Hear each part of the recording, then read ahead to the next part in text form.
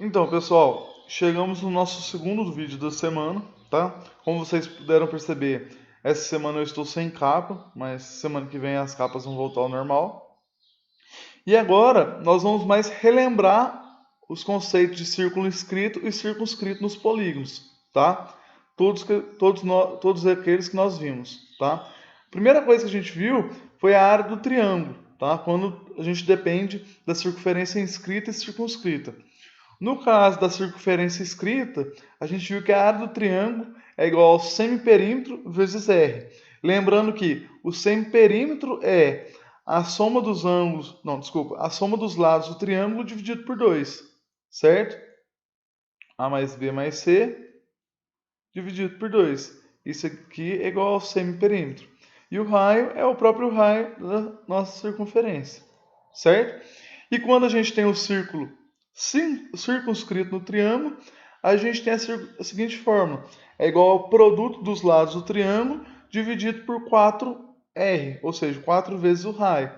Então, nesse caso, nós temos também aqui os lados do triângulo, que é o produto deles, ou seja, a multiplicação deles, dividido por 4 vezes o raiozão, tá? Que é o raio do círculo circunscrito.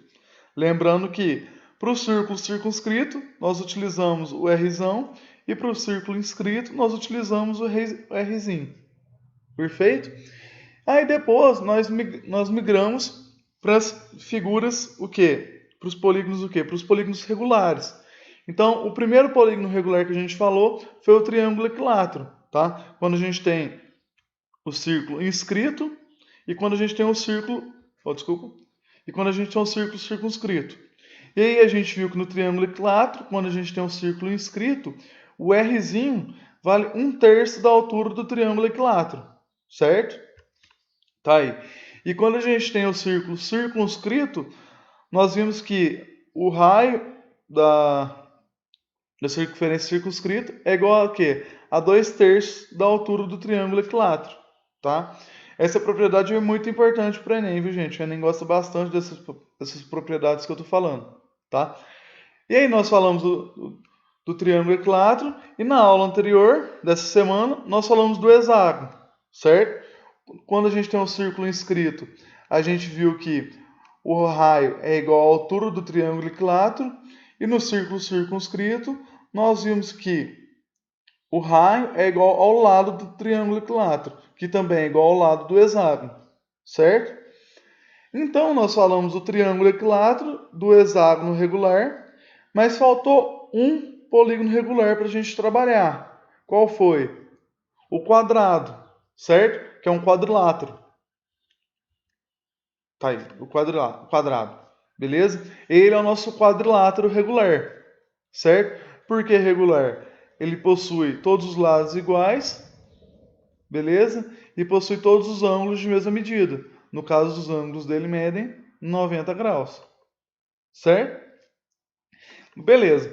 Então, ó, aqui a gente tem o quê? A gente tem o círculo inscrito no quadrado, certo? E vamos desenhar o nosso raio, beleza? E o que a gente vai perceber? A gente vai perceber que esse raio aqui, ele é igual à apótema do quadrado, certo? Apótema, estou tentando escrever aqui, mas tá bem ruim, galera. Apótema, mas que ele é também a metade do lado do quadrado, certo? Aqui, ó, onde ele chega é como se fosse a metade. Se a gente desenhasse mais o outro raio aqui, ó, seria o lado do quadrado. Então nós chegamos à seguinte conclusão, que o raio da circunferência inscrita é igual ao lado do quadrado dividido por 2. Ou a gente pode falar também que o diâmetro da circunferência, lembrando que o diâmetro é igual a 2 vezes o raio, é igual ao lado do quadrado, certo?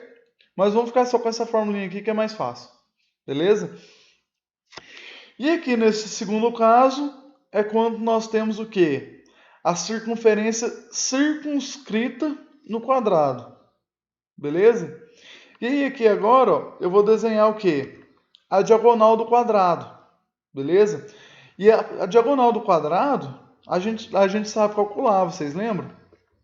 A diagonal do quadrado, ó, eu vou escrever como diagonal, dia.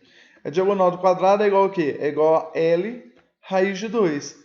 E nós chegamos a essa fórmula fazendo o quê? Fazendo o teorema de Pitágoras. Lembra? Aqui era L e aqui L. Aí aqui a gente chamou de D. D ao quadrado é igual a L ao quadrado mais L ao quadrado. E nós fizemos a conta. Certo? E aí, ó, eu paguei tudo. Não tem como voltar atrás. Tá. Mas então a gente sabe calcular a diagonal do quadrado. E o que a gente percebe? A gente percebe que o raio ele é igual a metade da nossa diagonal, certo? Então a gente vai ter que o Rzão, que é o raio da circunferência circunscrita, ela é igual ao quê? Ela é igual a diagonal dividido por 2, beleza? Ou também eu posso falar, mas vai ficar muito D, mas eu posso falar aqui o diâmetro. Olha aí, eu vou até escrever porque senão vai dar confusão. O diâmetro, certo? O diâmetro, ele é igual a quê? Ele é igual a diagonal, certo? Então eu vou escrever aqui só para não... diagonal. Gente, esse mouse é muito ruim, mas estou tentando fazer meu máximo. Então, ó, quando a gente tem a circunferência circunscrita, a gente tem que o raio é igual a diagonal dividido por 2 ou que o diâmetro é igual a diagonal. E aí a gente tem tipo um padrãozinho. Aqui, ó, a gente viu que o quê? Que o diâmetro é igual ao lado. Certo? Eu estou escrevendo aqui para não... É igual ao... Vou escrever ele. Aqui a gente viu o seguinte, que o diâmetro é igual ao lado. E aqui a gente viu que o diâmetro é igual à diagonal. Certo? Então, ó, se vocês quiserem, assim, para decorar, quando o círculo for menor, a circunferência for menor, ou seja, ela estiver dentro, quer dizer que o diâmetro é igual ao lado. Ou seja, o raio é igual a L sobre 2.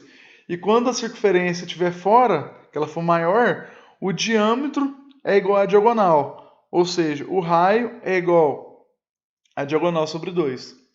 E é isso, gente. Agora nós vamos fazer alguns exercícios para ficar com todos esses conceitos que a gente trabalhou até hoje bem fixado. Beleza?